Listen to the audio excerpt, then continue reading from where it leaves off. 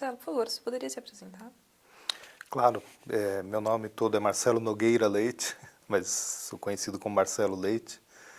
Eu sou colunista da Folha de São Paulo, mas também sou jornalista freelancer. Faço serviços bem variados para além da Folha de São Paulo. E sou editorialista da Folha também. Escrevo editoriais com opinião do jornal 2 vezes por semana. Você se formou em jornalismo, mas escolheu a especialização em ciência. Por que o jornalismo científico? Olha, é uma história um pouco longa, vou tentar resumir. Eu, na verdade, queria fazer biologia. Eu, até o 2º ano do colegial, como se chamava na época, né, o ensino médio, eu estava preparado para fazer vestibular para biologia, aqui na USP mesmo.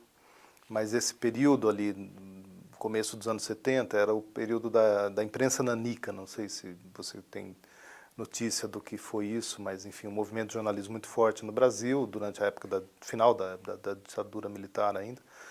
Esses jornais como Pasquim, Versus, Movimento, Opinião, eram jornais muito importantes.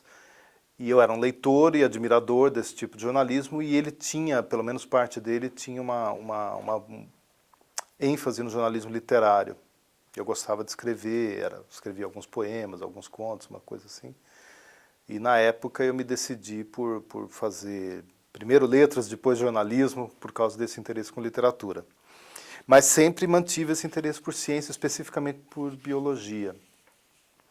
Então, ao longo da carreira, acabei juntando as duas coisas, né? Quer dizer, eu prossegui na carreira jornalística, mas logo depois, talvez de uns 3 anos de formado, comecei a tentar me especializar em jornalismo científico, que era uma forma de manter essa relação com essa área do conhecimento que continuava me atraindo muito, que é a biologia. Tenho amigos que são biólogos e ciência de modo geral.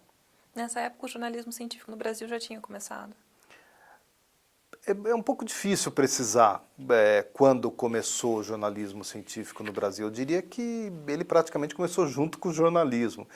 Eu, faz alguns meses, li um livro sobre umas conferências que eram realizadas no Rio de Janeiro, ainda no século XIX, para você ter uma ideia, ali na época de 1880, 1890, sobre divulgação de temas de ciência de um modo geral, inclusive da obra de Darwin. Grandes conferências, não vou lembrar exatamente, era na Glória, no Rio de Janeiro, Conferências da Glória, eu acho que era o nome.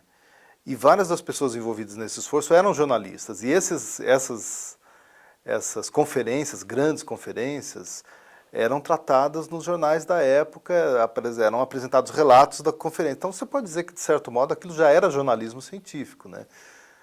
Mas talvez com essa concepção mais moderna, um marco certamente foi o trabalho do José Reis, aqui em São Paulo.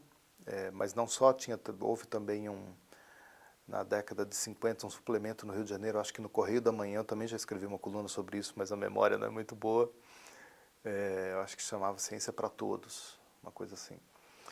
E, enfim, eu diria que a década de 40, 50, coincidente também com a formação da SBPC, com a formação do CNPq, várias iniciativas relacionadas com, digamos assim, opinião pública e ciência, né, ou uma organização do meio científico no Brasil de uma maneira mais organizada, orgânica, vamos dizer assim, são mais ou menos dessa época, né, final da década de 40, década de 50, e o trabalho do José Reis na Folha de São Paulo também data mais ou menos desse período.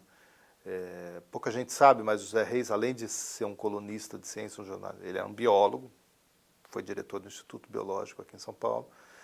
Ele também, em algum momento, foi diretor de redação da Folha de São Paulo. Quer dizer, ele não tinha só um trabalho como jornalista científico, ele também foi um jornalista envolvido na organização, na administração da redação e tal. Então, eu acho que o começo do jornalismo científico, pelo menos daquele jornalismo científico com o qual eu, de certo modo, me identifico, me considero um continuador, eu diria que é da década de 50, mais ou menos.